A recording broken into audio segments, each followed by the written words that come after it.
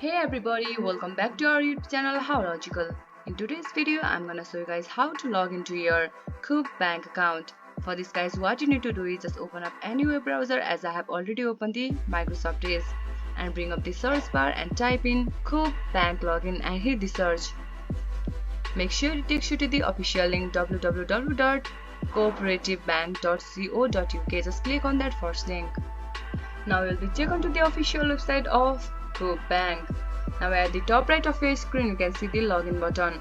Just click on login button to log in.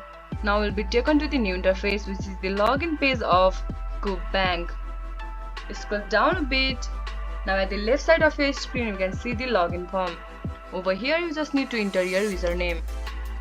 Just click on remember my username for further use, but I suggest you guys do not try it in public computer.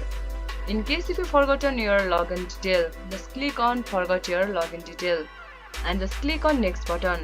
Again you will be taken to the new interface. Similarly, you just need to enter the password, and once you click on login button you will easily access your account. In case if you don't have any account of Co-operative bank, just click on register for online banking. This was for today's video.